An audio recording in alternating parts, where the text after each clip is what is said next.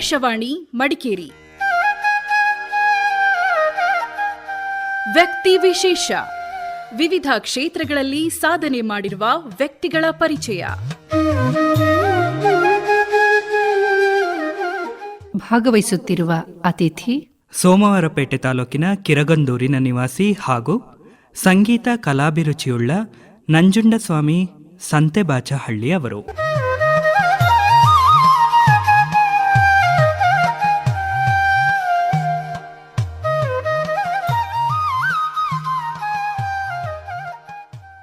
ಪ್ರೀತಿಯ ಶ್ರೋತೃಗಳಿಗೆ ಇವತ್ತಿನ ವ್ಯಕ್ತಿ ವಿಶೇಷ ವ್ಯಕ್ತಿಗಳ ಪರಿಚಯವನ್ನು ಮಾಡಿಕೊಡುವಂತಹ ಕಾರ್ಯಕ್ರಮಕ್ಕೆ ಆತ್ಮೀಯವಾದಂತಹ ಸ್ವಾಗತ, ಸುಸ್ವಾಗತ.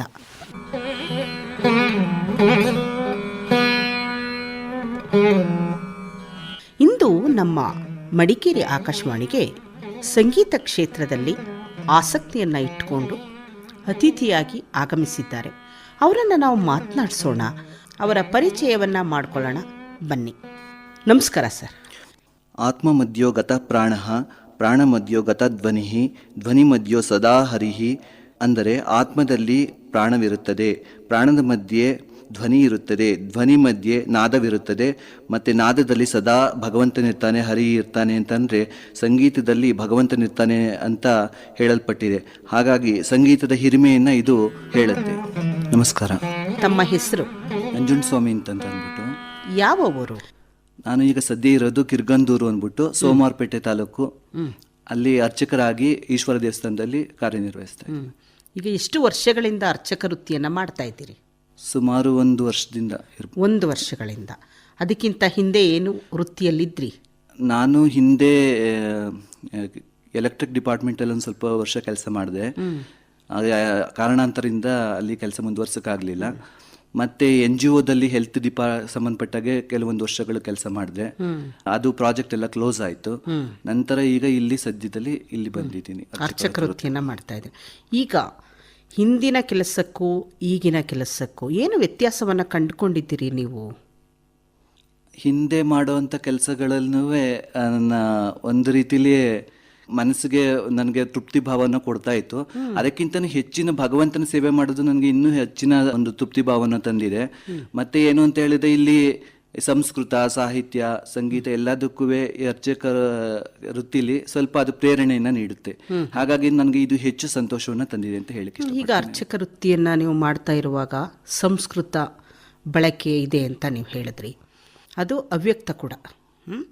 ಈಗ ಈ ಸಂಸ್ಕೃತವನ್ನು ಯಾವಾಗ ಕಲ್ತ್ರಿ ನೀವು? ಸಂಸ್ಕೃತವನ್ನು ನಾನು ಮನೆಯಲ್ಲಿ ನಮ್ಮ ತಂದೆ ತಾಯಿಗಳು ನಿತ್ಯ ಶ್ಲೋಕಗಳು ಮತ್ತು ಪೂಜಾ ಪುನಸ್ಕಾರ ಮಂತ್ರಗಳನ್ನ ಮತ್ತು ಸಂಪ್ರದಾಯ ಗೀತೆಗಳನ್ನ ನಮ್ಮ ತಾಯಿಯವರೆಲ್ಲ ಹಾಡೋರು. ಹಾಗಾಗಿ ಮನೆಯಲ್ಲಿ ನಿತ್ಯ ಪೂಜೆ ಎಲ್ಲ ತುಂಬ ನಡೀತಾ ಇತ್ತು. ಹಾಗಾಗಿ ಅದು ಕೇಳ್ತಾ ಕೇಳ್ತಾ ಕೇಳ್ತಾ ನನ್ನ ಕಿವಿಲಿ ಬೀಳ್ತಾ ಮತ್ತೆ ಬಾಯಿ ಪಾಠಗಳನ್ನ ಹೇಳ್ಕೊಡೋರು ನಾವು ಚಿಕ್ಕವರಿದ್ದಾಗ. ಹಾಗಾಗಿ ಕೇಳಿ ಕೇಳಿ ನನಗೆ ಅದು ಸಂಸ್ಕೃತ ಮತ್ತು ಸಂಗೀತ ನಮ್ಮ ತಾಯಿ ಹಾಡ್ತಾ ಇದ್ರಲ್ಲ, ಅದನ್ನ ಕೇಳಿ ಕೇಳಿ ನನಗೆ ಸಂಗೀತದ ಮೇಲೆ ತುಂಬ ಆಸಕ್ತಿಯನ್ನು. ಈಗ ನಿಮ್ಮ ಮನೇಲಿ ಯಾರೆಲ್ಲ ಇದ್ರಿ ಬಾಲ್ಯದಲ್ಲಿ? ಬಾಲ್ಯದಲ್ಲಿ ನಮ್ದು ಒಟ್ಟು ಕುಟುಂಬ ಇತ್ತು. ಆದ್ರೆ ನಂತರ ಅನಿವಾರ್ಯ ಕಾರಣದಿಂದ ಎಲ್ಲ ಬೇರೆ ಬೇರೆ ಇದಾದ್ರು. ಆದ್ರೆ ನಮ್ಮ ಮನೇಲಿ ಇದ್ದಿದ್ದು ನಾನು ಮತ್ತು ನಮ್ಮ ತಂಗಿ ಮತ್ತೆ ನಮ್ಮ ತಂದೆ ತಾಯಿ, ಅಷ್ಟೆಲ್ಲ ಜನ ಇದ್ದಿದ್ದು. ಈಗ ಬಾಲ್ಯದಲ್ಲಿ ಅಮ್ಮ ಸಂಸ್ಕೃತ ಪಾಠವನ್ನು ಹೇಳ್ಕೊಡ್ತಾ ಇದ್ರು, ಸಂಗೀತ ಪಾಠವನ್ನು ಹೇಳ್ಕೊಡ್ತಾ ಇದ್ರು ಅಂತ, ಅದು ಒಂದು ಪ್ರೇರಣೆ ಅಂತ ಅನ್ನೋದಕ್ಕಿಂತ ಆಸಕ್ತಿ ಇರಬೇಕು ಅಲ್ವಾ? ಇದು ಒಂದು ಸಾಮಾನ್ಯವಾದಂತಹ ಪ್ರಶ್ನೆ. ಈಗ ಪ್ರತಿದಿನ ನಾವು ನಮ್ಮ ಶ್ರವ್ಯಗಳಲ್ಲಿ ಹಾಡುಗಳನ್ನು ಕೇಳ್ತೀವಿ, ಹಾಡುಗಳನ್ನು ಕೇಳ್ತೀವಿ, ಮರಿತೀವಿ, ಮತ್ತೆ ಹಾಡುಗಳನ್ನು ಕೇಳ್ತೀವಿ, ಮರಿತೀವಿ. ನಿಮಗೆ ಬಾಲ್ಯದಲ್ಲಿ ಅಮ್ಮ ಸಂಗೀತ ಪಾಠಗಳನ್ನು ಹೇಳ್ಕೊಡುವಾಗ ನಿರಂತರವಾಗಿ ಅಭ್ಯಾಸ ಮಾಡುವಂತಹ ಆಸಕ್ತಿ ಹೇಗೆ ಹುಟ್ಟಿತು? ನಮ್ಮ ಮನೆಯಲ್ಲಿ ಸಾಮಾನ್ಯ ಈಗ ಅಷ್ಟೇ ಅಲ್ಲ, ತುಂಬಾ ಹಿಂದಿಂದನೂ ರೇಡಿಯೋ ಕೇಳುವಂತ ಅಭ್ಯಾಸ ಇತ್ತು. 80-90ರ ದಶಕದಲ್ಲಿ ಅವಾಗೆಲ್ಲ ಅಂದ್ರೆ AM ಸ್ಟೇಷನ್ಸ್ಗಳು ಮಾತ್ರ ಇತ್ತು, FM ಅಷ್ಟು ಇರಲಿಲ್ಲ. ಬೆಂಗಳೂರು ಆಕಾಶವಾಣಿ ಮಾತ್ರ ಹೆಚ್ಚು ಬರ್ತಾ ಇತ್ತು ನಮ್ಮಲ್ಲಿಗೆ. ಅಲ್ಲಿ ಏನು ಅಂತ ಹೇಳಿದ್ರೆ ಈ ಝೇಂಕಾರ, ಮಕ್ಕಳ ಕಾರ್ಯಕ್ರಮ, ಗೀತ ಕಲಿಕಾ ಕಾರ್ಯಕ್ರಮ ಬರೋದು, ಮತ್ತೆ ಬೇರೆ ಬೇರೆ ಗೀತಾರಾಧನ ಬೆಳಗ್ಗೆ ಅದನ್ನು ಹಾಕಿದ್ರು. ಅಲ್ಲಿ ಏನು ಅಂದರೆ ಬೆಂಗಳೂರು ಆಕಾಶವಾಣಿಲಿ ಇದು HK ನಾರಾಯಣ ಮತ್ತು ಶಾಂತಾ ಜಯತೀರ್ಥ ಅವರು, BR ಗೀತಾ ಅವರು ಹಾಡಿರುವಂಥ ಕೆಲವೊಂದು ಭಕ್ತಿಗೀತೆಗಳು ದಿನಾ ಗೀತಾರಾಧನದಲ್ಲಿ ಬರ್ತಾ ಇರೋದು. ನಮ್ಮಲ್ಲಿ ಬೆಳಗ್ಗೆ 6 ಗಂಟೆಗೆ ರೇಡಿಯೋನ ಹಾಕ್ಬಿಡೋರು.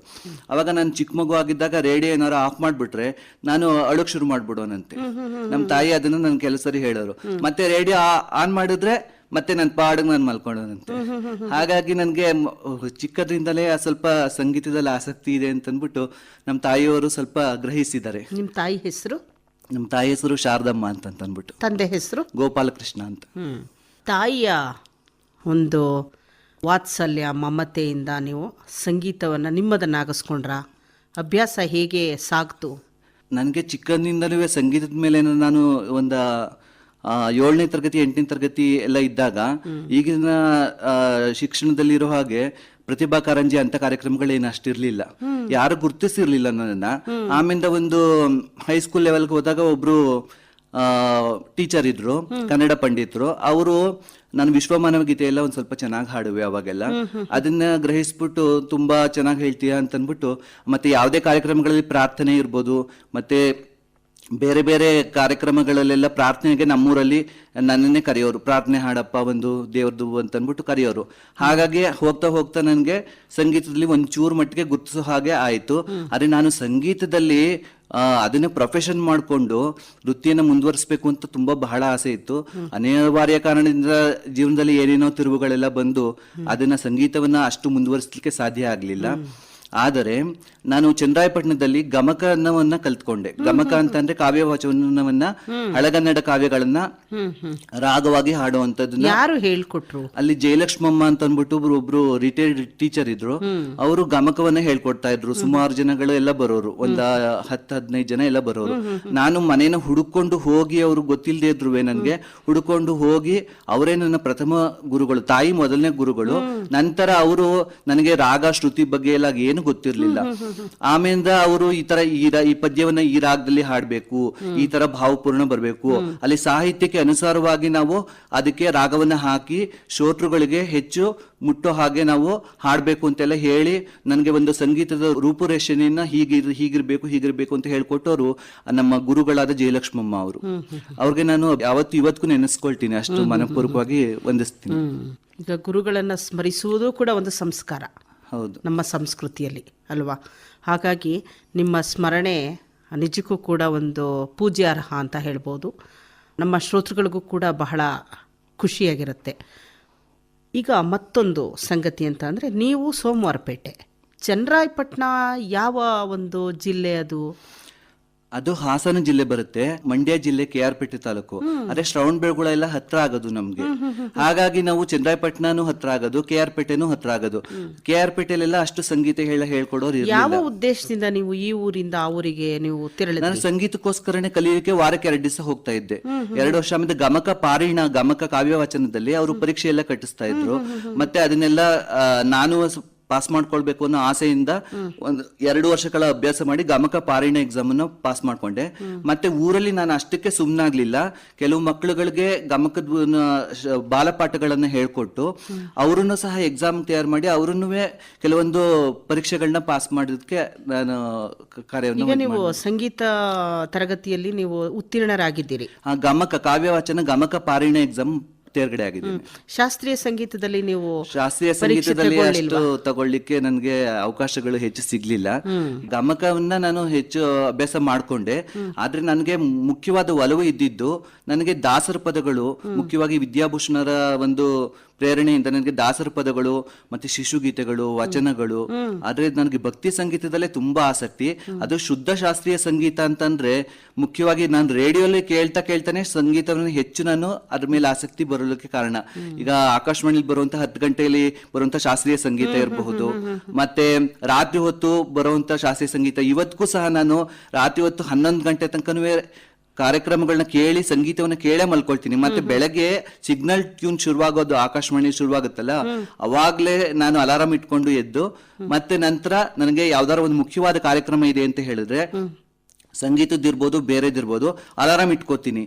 ಇಂಥ ಟೈಮ್ಗೆ ಅದು ಮರ್ತು ಹೋಗ್ಬಿಡುತ್ತೆ ಅನ್ನೋ ಕಾರಣಕ್ಕೆ ಅಲಾರಾಮ್ ಇಟ್ಕೊಂಡು ಆ ಸಂಗೀತ ಯಾವುದೇ ಒಂದು ಕಾರ್ಯಕ್ರಮವನ್ನು ಕೇಳಿ ನಾನು ಇಷ್ಟಪಡ್ತೀನಿ. ಮತ್ತೆ ಬೇರೆಯವ್ರಿಗೂ ಕೇಳಲಿಕ್ಕೆ ಹೇಳ್ತೀನಿ, ಈ ತರ ಪ್ರೋಗ್ರಾಮ್ ಇದೆ ಅಂತ ಅಂದ್ಬಿಟ್ಟು ಹೇಳ್ತೀನಿ. ಈಗ ಆಕಾಶವಾಣಿಗೆ ಬಂದಿದ್ದೀರಿ, ನೀವು ಇಷ್ಟಪಡ್ತಾ ಇದ್ದಂಥ ಮಾಧ್ಯಮ ಏನು ಅನ್ನಿಸ್ತಾ ಇದೆ? ನನ್ಗೆ ಆಕಾಶವಾಣಿ ಅಂತಂತಂದ್ರೆ ಏನೋ ಒಂಥರ ನಂಟು ಮೊದ್ಲಿಂದನೂ. ಹಾಗಾಗಿ ನನ್ಗೆ ಬಹುದಿನದ ಕನಸು ಅಂತಾನೆ ಹೇಳ್ಬೋದು. ನಾನು ಆಕಾಶವಾಣಿ ನೋಡ್ಬೇಕು. ಈಗ ಎಲ್ಲಾರು ಆಕಾಶವಾಣಿ ನಾನು ಹೊರಗಡೆ ಹೋದಾಗ್ಲೂ ಅಷ್ಟೇ, ನಾನು ಚಿಕ್ಕವನಾಗಿದ್ದಾಗ್ಲೂ NGO ಗಳಲ್ಲೆಲ್ಲ ಟ್ರೈನಿಂಗ್ ಎಲ್ಲ ಬೇರೆ ಬೇರೆ ಕಡೆಗೆಲ್ಲ ಹೋಗ್ತಾ ಇದ್ದೆ. ಆಗ ಒಂದು ಚಿಕ್ಕ ರೇಡಿಯೋನ ತಗೊಂಡು ಹೋಗ್ತಾ ಇದ್ದೆ ನಾನು. ಅಲ್ಲಿ ಯಾವ್ದು ಆಕಾಶವಾಣಿ ಹತ್ರ ಸಿಗುತ್ತೆ ಅದನ್ನೆಲ್ಲ ಕೇಳೋದು. ಚಿತ್ರದುರ್ಗ ಆಕಾಶವಾಣಿ ಇರ್ಬೋದು, ರಾಯಚೂರು ಆಕಾಶವಾಣಿ ಇರ್ಬೋದು, ಭದ್ರಾವತಿ ಆಕಾಶವಾಣಿ ಇರ್ಬೋದು, ಆತರ ಯಾವ್ದಾರ ಪಕ್ಕದ ನಿಯರೆಸ್ಟ್ ಸ್ಟೇಷನ್ ಸಿಗುತ್ತಲ್ಲ ಅದನ್ನೆಲ್ಲ ಕೇಳೋಂತ ಹವ್ಯಾಸವನ್ನು ಬೆಳೆಸ್ಕೊಂಡಿದ್ದೆ. ಅಲ್ಲಿ ಯಾವ ರೀತಿ ವಿಭಿನ್ನವಾದ ಕಾರ್ಯಕ್ರಮಗಳು ಬರ್ತದೆ, ಅದು ಯಾವ ರೀತಿ ಪ್ರಸಾರ ಮಾಡ್ತಾರೆ ಅದನ್ನೆಲ್ಲ ಕೇಳ್ಕೊಂಡು ಖುಷಿ ಪಡುವೆ ನಾನು. ಇವತ್ತು ಹಾಗಿದ್ರೆ ಕನಸು ನನಸಾಗಿದೆ ಅಂತ ಹೇಳ್ಬೋದು. ಹೌದು, ನಿಜ. ನನಗೆ ತುಂಬಾ ಸಂತೋಷ ಆಗ್ತಾ ಇದೆ ಆಕಾಶವಾಣಿಲಿ. ಈ ಖುಷಿಯಲ್ಲಿ ಒಂದು ದಾಸರ ಪದವನ್ನ ಹಾಡ್ಬಿಡಿ. ಆಕಾಶವಾಣಿ ಬಗ್ಗೆ ಒಂದು ಕವನ ಬರ್ದೀನಿ, ಅದನ್ನು ಓದ್ತೀನಿ. ಕನ್ನಡದ ಕಣ್ಮಣಿ, ಅಂತರಂಗದ ಅರಗಿಣಿ, ಸಂಗೀತದ ಕೀರವಾಣಿ, ಅಮೃತ ವರ್ಷಿಣಿ, ಜನಮನದ ಹೃನ್ಮಣಿ, ಜ್ಞಾನ ಭಂಡಾರದ ಗೀರ್ವಾಣಿ, ಅದುವೇ ಆಕಾಶವಾಣಿ. ತುಂಬಾ ಚೆನ್ನಾಗಿ ಬರ್ದಿದ್ದೀರಾ. ಕವನಗಳನ್ನು ಕೂಡ ನೀವು ಬರೀತೀರಾ? ಹೌದು, ನನಗೆ ಇತ್ತೀಚೆಗೆ ರೂಢಿಸ್ಕೊಂಡೆ. ಅಲ್ಲಿ ನಾನು ಶ್ರವಣ ಬೆಳಗೊಳದಲ್ಲಿದ್ದಾಗ ಒಂದು ಸಾಹಿತ್ಯ ಸಂವಾದ ಅಂತ ಅಂದ್ಬಿಟ್ಟು ಸಾಹಿತ್ಯ ಬಳಗ ಅಂತ ಮಾಡ್ಕೊಂಡಿದ್ರು. ಅಲ್ಲಿ ಕವನಗಳನ್ನ ಅವರು ಓದೋರು, ಪ್ರತಿಯೊಬ್ರು ಕವನಗಳನ್ನ ಬರೆದು ತಿಂಗಳಿಗೊಂದು ಮಾಸದ ನೆನಪು ಅಂತ ಒಂದು ಕಾರ್ಯಕ್ರಮ ಮಾಡೋದು. ಮಾಸದ ನೆನಪು ಅಂದ್ರೆ ತಿಂಗಳ ನೆನಪು ಅಂತಾನೂ ಆಗುತ್ತೆ, ಮತ್ತೆ ಮಾಸದ ಅಂದ್ರೆ ಮರೆಯಾಗದ ನೆನಪು ಅಂತಾನೂ ಆಗುತ್ತೆ. ಅಲ್ಲಿ ನನ್ನ ಹಾಡನ್ನ ಕೇಳೋದಕ್ಕೆ ಕರೆಸ್ತಾ ಇದ್ರು. ಅಲ್ಲಿ ಕವನಗಳನ್ನ ಕೇಳಿ ಕೇಳಿ ನನಗೂ ಯಾಕೆ ಬರಿಬಾರ್ದು ಅಂತ ಅವರು ನನಗೆ ಪ್ರೇರೇಪಣೆ ಕೊಟ್ಟರು. ನನಗೂ ಕವನಗಳನ್ನ ನಾನು ಯಾಕೆ ಬರಿಬಾರ್ದು ಅಂತ ಒಂದು ಮನಸ್ಸಿನಲ್ಲಿ ಆಸೆಯಾಗಿ ಕವನವನ್ನು ಬರೀತಿದ್ದೀನಿ. ಹರಿ ಓಂ. ಓಂ ಗುರುಭ್ಯೋ ನಮಃ. ಆತ್ಮಮದ್ಯೋ ಗತ ಪ್ರಾಣಃ, ಪ್ರಾಣಮದ್ಯೋ ಗತಧ್ವನಿ, ಧ್ವನಿ ಮದ್ಯೋ ಸದಾ ನಾದಃ, ನಾದಮದ್ಯೋ ಸದಾ ಹರಿಹಿ. ಅಂದ್ರೆ ಆತ್ಮದಲ್ಲಿ ಪ್ರಾಣವಿರುತ್ತದೆ, ಪ್ರಾಣದಲ್ಲಿ ಧ್ವನಿ ಇರುತ್ತದೆ, ಧ್ವನಿಯಲ್ಲಿ ನಾದವಿರುತ್ತದೆ, ನಾದದಲ್ಲಿ ಸದಾ ಹರಿ ಇರ್ತಾನೆ, ಅಂದರೆ ಭಗವಂತ ಏನಿರ್ತಾನೆ ಅಂತ ಒಂದು ಸಂಸ್ಕೃತ ಶ್ಲೋಕ ನನಗೆ ಈ ಸಮಯದಲ್ಲಿ ನೆನಪಿಗೆ ಬರ್ತಾ ಇದೆ. ಆಮೇಲೆ ಮ್ಯೂಸಿಕ್ ಅಂತ ಹೇಳಿದ್ರೆ ನಾನು ಈಗ MUSIC, ಮ್ಯೂಸಿಕ್ ಅಂದ್ರೆ ಮೆಲೋಡಿಯಸ್ ಅಂದ್ರೆ ಸುಮಧುರವಾದದ್ದು ಅದು. ಮತ್ತೆ ಯು ಅಂದ್ರೆ ಯೂನಿವರ್ಸಲ್ ಅಂದ್ರೆ ವಿಶ್ವವ್ಯಾಪಿ ಆಗದ್ದು. ಮತ್ತೆ ಎಸ್ ಅಂದ್ರೆ ಸ್ಪಿರಿಚುವಲ್ ಆಧ್ಯಾತ್ಮಿಕವಾದದ್ದು. ಮತ್ತೆ ಐ ಅಂದ್ರೆ ಇಂಟೆಲೆಕ್ಚುಯಲ್ ಅಂದ್ರೆ ಭೌತಿಕವಾದ ಸ್ವರೂಪವನ್ನು ಹೊಂದಿರುವಂಥದ್ದು. ಮತ್ತೆ C ಅಂದ್ರೆ ಕಾಮ್ನೆಸ್, ಮತ್ತೆ ನಮ್ಗೆ ಶಾಂತಿ ಸಮಾಧಾನವನ್ನು ನೀಡುವಂಥದ್ದು ಅಂತ ಒಂದು ಅಬ್ರಿವೇಶನ್ ನಾನು ಅಂದ್ಕೊಂಡಿದ್ದೀನಿ. ತುಂಬ ಚೆನ್ನಾಗಿ ವಿಶ್ಲೇಷಣೆಯನ್ನು ಮಾಡಿದ್ದೀರಿ. ಶ್ರೋತೃಗಳೇ, ಈಗ ದಾಸರ ಪದವನ್ನ ಕೇಳೋಣ ಅಲ್ಲ? ಗಜಾನನ ಪದ್ಮಾರ್ಕಂ ಗಜಾನನ ಮಹರ್ನಿಶಂ ಅನೇಕರಂತಂ ಭಕ್ತಾನಾಂ ಏಕರಂತಂ ಉಪಾಸ್ಮಹೇ, ಏಕರಂತಂ ಉಪಾಸ್ಮಹೇ.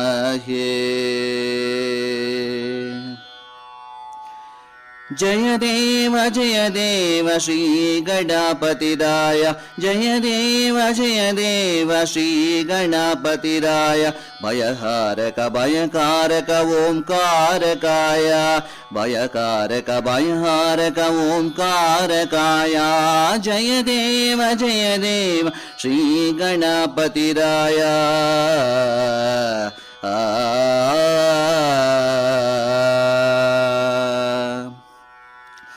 ಜಗದಂಬೆಯ ಮೈಮಣ್ಣಲಿ ಮೂಡಿದ ಮೂರುತಿಯೇ, ಮೃಗಧರ ನೋಡಿದ ಮಾಡಿದ ಬೇರೆಯ ಆಕೃತಿಯೇ. ಚಿಗುರಾಗಿದೆ ನಿನ್ನಾಲಿಗೆಯಲೆ ದಿನ ದಿನ ಶ್ರುತಿಯೇ, ಹಗಲಾಯಿತು ನಿನ್ನೆನಪೆ ಸುಳ್ಳಾಯಿತು ಪ್ರತಿಯೇ. ಜಯ ದೇವ ಶ್ರೀ ಗಣಪತಿರಾಯ, ಭಯಹಾರಕ ಭಯಕಾರಕ ಓಂಕಾರಕಾಯ. ಜಯ ದೇವ ಶ್ರೀ ಗಣಪತಿರಾಯ. ಗಣನಾಯಕ ಕವಿಗಾಯಕ ಜಗದಾಯಕ ಸಿರಿಯೇ, ಗುಣವರ್ಧಕ ಫಲವರ್ಧಕ ಸುರಸ್ಪರ್ಶಕ ದೊರೆಯೇ. ಅಣು ಅಣುವು ತೃಣರೇಣು ಪುಟಗಣ ಮಿಂಗರೆಯೇ, ಕ್ಷಣ ಕ್ಷಣವೂ ನಾಸಿದ್ದವು ನಿನ್ನೊಂದಿಗೆ ಬೆರೆಯೇ. ಜಯ ದೇವ ಶ್ರೀ ಗಣಪತಿರಾಯ, ಭಯಹಾರಕ ಭಯಕಾರಕ ಓಂಕಾರಕಾಯ. ಜಯ ದೇವ ಶ್ರೀ ಗಣಪತಿರಾಯ. ಆ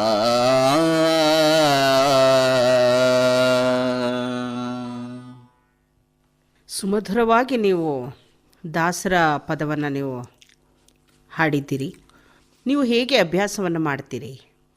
ನಾನು ಸಂಗೀತವನ್ನ ಜಾಸ್ತಿ ಹೆಚ್ಚು ಆಲಿಸೋದು ಅಂತ ನಾನು ಕೇಳ್ಮೆ ಅಂದ್ರೆ ಈಗ ನಾನು ಎಲ್ಲಾದ್ರೂ ಟ್ರಾವೆಲ್ ಮಾಡ್ತಾ ಇರ್ತೀನಿ, ಅವಾಗ ನಾನು ಸುಮ್ಮನೆ ಅಂತೂ ಕೂತ್ಕೊಳ್ಳೋದಿಲ್ಲ.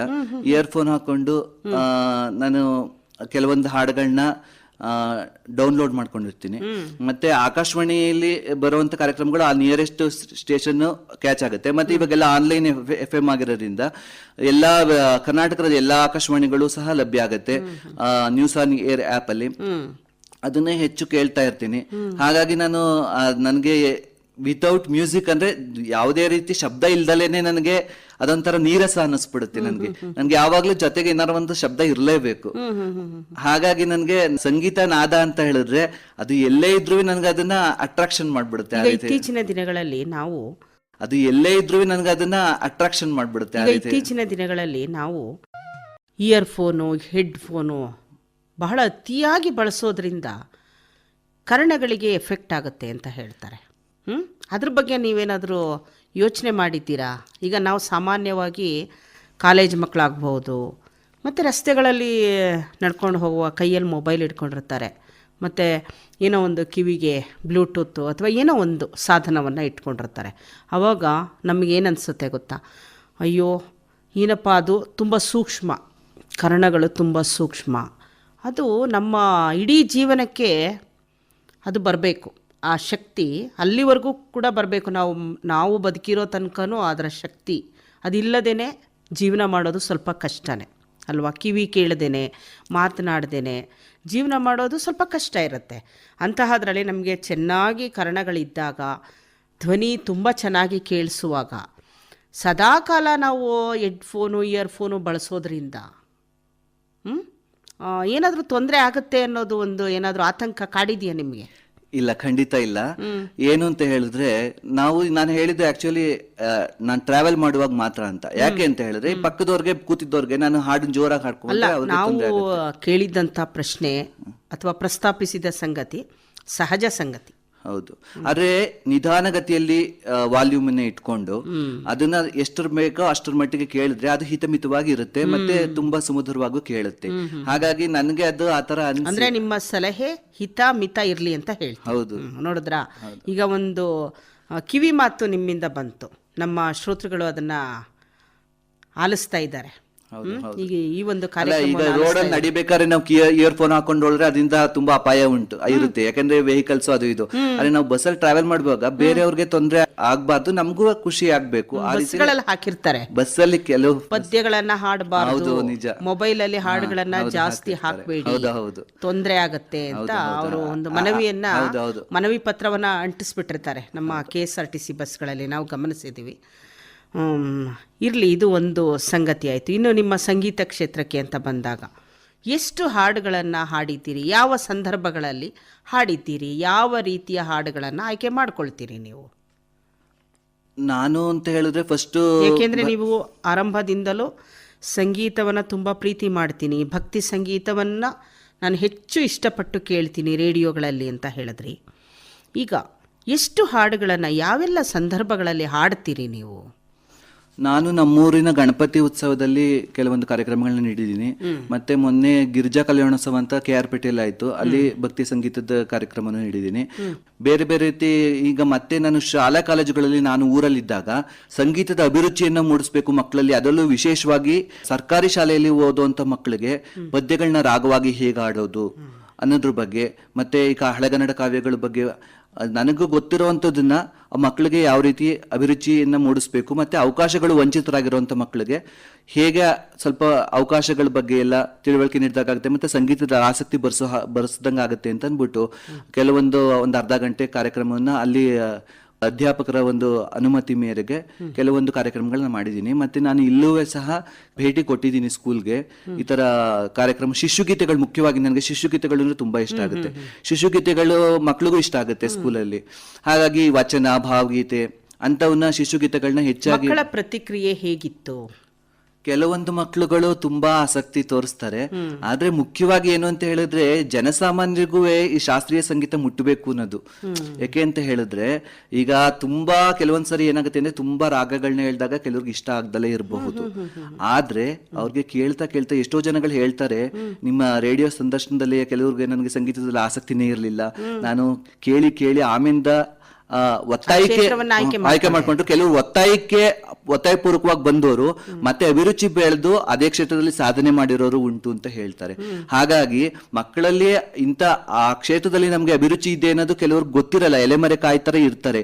ಆದ್ರೆ ಅದನ್ನ ಬೆಳೆಸ್ಕೊಳ್ತಾ ಅವ್ರಿಗೆ ತುಂಬಾ ಹೆಚ್ಚು ಮತ್ತೆ ವಿದ್ಯಾಭ್ಯಾಸಕ್ಕೂ ಅನುಕೂಲ ಆಗುತ್ತೆ. ಯಾಕಂದ್ರೆ ಸಂಗೀತ ಅಂತ ಹೇಳಿದ್ರೆ ಅದರಲ್ಲಿ ಗಣಿತ ಮತ್ತೆ ಬೇರೆ ಬೇರೆ ಎಲ್ಲ ವಿಚಾರಗಳು ಬರುತ್ತೆ. ಹಾಗಾಗಿ ಇಂಟೆಲಿಜೆನ್ಸ್ ಮತ್ತೆ ನಮ್ಮ ಬುದ್ಧಿವಂತಿಕೆ ಕೂಡ ಹೆಚ್ಚಾಗುತ್ತೆ. ಮತ್ತೆ ಏನು ಅಂತ ಹೇಳಿದ್ರೆ ಇವತ್ತು ಮಕ್ಕಳಿಂದ ಹಿಡಿದು ದೊಡ್ಡವರ ತನಕ ಎಲ್ಲರೂ ಅವ್ರದೇ ಆದ ಒಂದು ಸಂಕೀರ್ಣವಾದ ಬದುಕು ಅಂತ ಹೇಳಿದ್ರೆ ಒತ್ತಡಗಳಿಂದ ಮುಕ್ತರಾಗಕ್ಕೆ ಸಂಗೀತ ಒಂದು ಒಳ್ಳೆ ಮಾಧ್ಯಮ ಅಂತ ಹೇಳ್ಬೋದು, ಒಂದು ಔಷಧಿ. ಮತ್ತೆ ಇತ್ತೀಚೆಗೆ ಏನು ಅಂತ ಹೇಳಿದ್ರೆ ಸಿಟಿಗಳಲ್ಲಿ ಅಂದ್ರೆ ನಗರಗಳಲ್ಲೆಲ್ಲ ಹೆಚ್ಚು ಈ ನಾದ ಚಿಕಿತ್ಸೆ, ಸಂಗೀತ ಚಿಕಿತ್ಸೆ, ಮ್ಯೂಸಿಕ್ ಥೆರಪಿ ಅಂತದ್ನೆಲ್ಲ ಹೆಚ್ಚು ಜನಗಳು ಅಳವಡಿಸ್ಕೊಳ್ತಾ ಇದ್ದಾರೆ. ಆಕ್ಚುಲಿ ಈ ನಿಮ್ಯಾನ್ಸ್ ಅಂತ ಕಡೆಲೆಲ್ಲ ಈ ನಾದ ಚಿಕಿತ್ಸೆ ಮೂಲಕ ಆ ಮನೋರೋಗವನ್ನ ಸ್ವಲ್ಪ ಮಟ್ಟಿಗೆ ಕಡಿಮೆ ಮಾಡ್ಲಿಕ್ಕೆ, ಅವ್ರಿಗೆ ಮನಸ್ಸಿಗೆ ಉಲ್ಲಾಸವನ್ನು ಕೊಡ್ಲಿಕ್ಕೆ ಅನುಕೂಲ ಆಗಕ್ಕೆ ಅವರು ಈ ರೀತಿ ರೆಫರ್ ಮಾಡ್ತಾರೆ. ಮನಸ್ಸು ಸ್ವಲ್ಪ ಆರಾಮ್ ಅನ್ಸತ್ತೆ ಅಂತ. ಹೌದು. ಒಂದು ಒಳ್ಳೆಯ ಸಂಗತಿಯನ್ನು ನೀವು ಪ್ರಸ್ತಾಪ ಮಾಡಿದ್ರಿ. ಈ ಸರ್ಕಾರಿ ಶಾಲೆಗಳಲ್ಲಿ ಕೆಲವೊಂದು ಮಕ್ಕಳಿಗೆ ಆಸಕ್ತಿ ಇರುತ್ತೆ, ಸಂಗೀತ ಟೀಚರ್ಸ್ ಕೂಡ ಇರ್ತಾರೆ. ಆದರೂ ಕೂಡ ನಿಮ್ಮ ಆಸೆಯನ್ನು ಈಡೇರಿಸ್ಕೊಳ್ಳೋದಕ್ಕೆ ಅಂದರೆ ಒಂದು ಗುರಿಯನ್ನು ಇಟ್ಕೊಂಡಿದ್ದೀರಿ ಅಲ್ವಾ, ಒಂದು ಆಸೆಯನ್ನು ಇಟ್ಕೊಂಡಿದ್ದೀರಿ. ಮಕ್ಕಳಿಗೆ ಒಂದು ಶಿಶುಗೀತೆಯ ಮುಖಾಂತರ ಅವರಿಗೆ ಸಂಗೀತದ ಅಭಿರುಚಿಯನ್ನು ಮೂಡಿಸ್ಬೇಕು ಅನ್ನೋದು ನಿಮ್ಮ ಒಂದು ಒಳ್ಳೆಯ ಉದ್ದೇಶ. ಹೀಗೆ ನಿರಂತರವಾಗಿ ಸಾಗಲಿ ಅಂತ ಹೇಳೋಣ. ನಂಜುಂಡಸ್ವಾಮಿಯವರೇ, ಇನ್ನು ನಿಮ್ಮ ವೈಯಕ್ತಿಕ ಬದುಕಿನತ್ತ ಸಾಗಿದಾಗ ನಿಮ್ಮ ಜೀವನದ ಅಮೂಲ್ಯ ಕ್ಷಣಗಳು ಅಂತ ಅಂದರೆ ಯಾವೆಲ್ಲ ಕ್ಷಣಗಳನ್ನು ಸ್ಮರಿಸ್ತೀರಿ? ಜೀವನದ ಅಮೂಲ್ಯ ಕ್ಷಣಗಳು ಅಂತಂದ್ರೆ, ಜೀವನ ಅಂತ ಹೇಳಿದ್ರೆ ಕಷ್ಟ ಸುಖಗಳು ಇದ್ದಿದ್ದೆ, ಆ ಭಗವಂತನ ಇಚ್ಛೆ ಹೇಗಿರುತ್ತೋ ಹಾಗೆ ನಡೆಯುತ್ತೆ. ಹಾಗಾಗಿ ಅದೇ ನಾನು ಸಂಗೀತದಿಂದ ಎಲ್ಲವನ್ನು ಮರೆಯಲಿ ಕೆಲವೊಂದು ಒಂದು ನೋವಿನ ಸಂದರ್ಭಗಳನ್ನು ಕೂಡ ಮರೆಮಾಚಿದೆ. ಈ ಸಂಗೀತ ಅನ್ನೋದು ಒಂದು ಔಷಧ ಅಂತ ನಿಮ್ಮ ಮಾತುಗಳಿಂದ ನಮಗೆ ಗೊತ್ತಾಗ್ತಾ ಇದೆ. ನಿಮ್ಮ ಜೀವನ ಶೈಲಿ ಹೇಗಿದೆ? ಜೀವನ ಶೈಲಿ ಅಂತ ಹೇಳಿದ್ರೆ ನಾನು ಹೆಚ್ಚು ಆದ್ಯತೆ ಕೊಡೋದು ನನ್ನ ಕೆಲಸ ಕಾರ್ಯಗಳೆಲ್ಲ ಮುಗಿದ ಮೇಲೆ ಜಾಸ್ತಿ ನಾನು ಆಕಾಶವಾಣಿನೇ ಕೇಳೋದು. ನನಗೆ ದೂರದರ್ಶನ ಇಷ್ಟ, ಕೆಲವೊಂದು ಕಾರ್ಯಕ್ರಮಗಳನ್ನ ನೋಡ್ತೀನಿ, ಅಲ್ಲೇನಂದ್ರೆ ಅಬ್ಬರದ ಸಂಗೀತ ಮತ್ತೆ ವೇಗವಾಗಿ ಹೋಗುತ್ತೆ ಅದು. ಆ ರೀತಿ ವೇಗವಾದ ಕಾರ್ಯಕ್ರಮಗಳು ನಿಜವಾಗ್ಲೂ ಮನಸ್ಸಿಗೆ ಅದಿಷ್ಟ ಆಗತ್ತೆ. ಆದ್ರೆ ಅದು ಶಾಶ್ವತ ಅಲ್ಲ, ಅದೊಂದು ಕ್ಷಣಿಕ ಅಷ್ಟೇ. ಹಾಗಾಗಿ ನಮ್ಗೆ ಒಂದು ಶಾಶ್ವತವಾದ ಸುಖ ಬೇಕು ಅಂತ ಹೇಳಿದ್ರೆ, ಶಾಶ್ವತವಾದ ಒಂದು ಮಾನಸಿಕ ಸ್ಥಿತಿ, ಒಳ್ಳೆ ಮನಸ್ಥಿತಿ ಬೇಕು ಅಂತ ಹೇಳಿದ್ರೆ ನಾವು ನಿಧಾನಗತಿಯಲ್ಲೇ ದಡವನ್ನು ತಲುಪಿದ್ರೆ ಕೆಲವೊಂದ್ಸರಿ ಈ ಧಾವಂತ ಬದುಕಿನಿಂದ ನಾವು ಸ್ವಲ್ಪನಾರು ಬಿಡುಗಡೆಯನ್ನು ಪಡಿಬಹುದು ಅಂತ ನನಗನ್ಸುತ್ತೆ.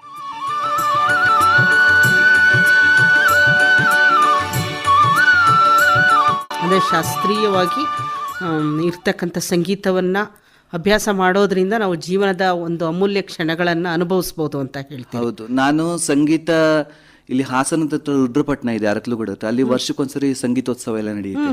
ನಾನು 2-3 ವರ್ಷ ಅಲ್ಲಿ ಭಾಗವಹಿಸಿದ್ದೆ. ಅಂದ್ರೆ ನಾನು ಶ್ರೋತೃವಾಗಿ ಎಲ್ಲಿ ತಮಿಳುನಾಡಿನಿಂದ ಮತ್ತೆ ಮೈಸೂರು, ಬೆಂಗಳೂರು ಅಲ್ಲಿಂದೆಲ್ಲ ತುಂಬಾ ಜನಗಳು ಹೆಚ್ಚು ಸಂಗೀತ ಕಲಾವಿದರು ಬರ್ತಾರೆ. ಮತ್ತೆ ಅಲ್ಲಿ ಊಟ ತಿಂಡಿ ವ್ಯವಸ್ಥೆ ಎಲ್ಲ ತುಂಬಾ ಚೆನ್ನಾಗಿರುತ್ತೆ. ಮತ್ತೆ ಅಲ್ಲಿ ತಂಬೂರಿ ಆಕಾರದಲ್ಲೇ ದೇವಸ್ಥಾನವನ್ನ ಕಟ್ಟಿ ಅಲ್ಲಿ ಎಲ್ಲ ಸಂಗೀತದ ಬಗ್ಗೆನೇ ಒಂದು ಜಾಸ್ತಿ ಹೆಚ್ಚು ಪ್ರಚಾರ ಆಗ್ಬೇಕು ಅಂದ್ಬಿಟ್ಟು ವರ್ಷಕ್ಕೊಂದ್ಸರಿ ಸಂಗೀತ ಸಮ್ಮೇಳನ ತರ ಮಾಡಿ ಮೆರವಣಿಗೆ ಎಲ್ಲ ಮಾಡಿ ಭಾಗವಹಿಸ್ತೀರಾ? ಒಂದ್ 2-3 ವರ್ಷ ಭಾಗವಹಿಸಿದ್ದೆ. ಕಾರಣಾಂತರಗಳಿಂದ ಮತ್ತೆ ಕೆಲವು ವರ್ಷ ಭಾಗವಹಿಸಕ್ಕಾಗಲಿಲ್ಲ. ಅನುಭವ ಹೇಗಿತ್ತು ನಿಮ್ದು ಅಲ್ಲಿ ಅಂತ ಹೇಳಿದ್ರೆ? ಜನಸಾಮಾನ್ಯರು ಅಲ್ಲಿ ಹೋಗ್ಬೇಕು ಅಂತ ಹೇಳಿದ್ರೆ ಬೆಳಗ್ಗಿಂದ ಸಂಜೆ ತನಕನೂ ಸಂಗೀತ ಒಂದೇ, ಆಲಾಪನೆಗಳೇ ಸುಮಾರು 1/2 ಗಂಟೆ 1 ಗಂಟೆ ಹಿಡಿತವೆ. ಅಂದ್ರೆ ತುಂಬಾ ದೊಡ್ಡ ವಿದ್ವಾಂಸರುಗಳು, ಘನ ಮೇಧಾವಿಗಳೆಲ್ಲ ಬಂದಿರ್ತಾರೆ. ಅಲ್ಲಿ ಏನಂದ್ರೆ ಸಂಗೀತದ ಒಂದು ಆರಾಧನೆ ಅಂತ ಹೇಳ್ಬೋದು, ಅಷ್ಟರ ಮಟ್ಟಿಗೆ ನಡೆಯುತ್ತೆ. ಹಾಗಾಗಿ ಅದೊಂದು ಅಮೂಲ್ಯವಾದ ಕ್ಷಣ ನಾನು ಭಾಗವಹಿಸಿದ್ದು ಅಂತ ಅನ್ಸುತ್ತೆ. ಮತ್ತೆ ಮೈಸೂರಲ್ಲಿ ನಾನು ಒಂದು ಕರ್ನಾಟಕ ಸಂಗೀತ ನೃತ್ಯ ಅಕಾಡೆಮಿಯಿಂದ ಒಂದು ವರ್ಕ್ಶಾಪ್ ನಡೆಸಿದ್ರು ಸುಮಾರು ಕೆಲವು ವರ್ಷಗಳ ಹಿಂದೆ. ಅವಾಗ ವರ್ಕ್ಶಾಪ್ ಅಲ್ಲಿ ನಾನು ಗಮಕವನ್ನ ಪ್ರತಿನಿಧಿಸಿ ಒಂದು ಕಾರ್ಯಕಾರದಲ್ಲಿ ಭಾಗವಹಿಸಿದ್ದೆ. ಅದೊಂದು ನನಗೆ ಅಮೂಲ್ಯವಾದ ಕ್ಷಣ. ಮತ್ತೆ ಆಕಾಶವಾಣಿಯಲ್ಲಿ ಮಾತಾಡ್ತಿರೋದು ಮತ್ತೆ ಒಂದು ಅಮೂಲ್ಯವಾದ ಕ್ಷಣ ಅಂತ ನೆನಪಿಸ್ಕೊ. ಈಗ ಗಮಕ ಅಂತ ಹೇಳಿದ್ರಿ, ವಾಚನ ಮಾಡಬಹುದಾ? ಕೆಲವೊಂದು ಪದ್ಯಗಳನ್ನ, ಒಂದು 2 ಪದ್ಯಗಳನ್ನ ವಾಚನ ಮಾಡ್ತೀನಿ. ಶ್ರೀ ವನಿತೆಯ ರಸನೆ ವಿಮಲ ರಾಜೀವ ಪೀಠನ ಪಿತನೆ ಜಗಕತಿ ಪಾವನನೆ ಸನಕಾದಿ ಸಜ್ಜನ ನಿಖರ ದಾತಾರ ರಾವಣಾಸುರಮಥನ ಶ್ರವಣ ಸುಧಾ ವಿನೂತನ ಕಥನ ಕಾರಣ ಕಾವುದಾನತ ಜನವ ಕಾವುದಾನತ ಜನವ ಗದುಗಿನ ವೀರ ನಾರಾಯಣ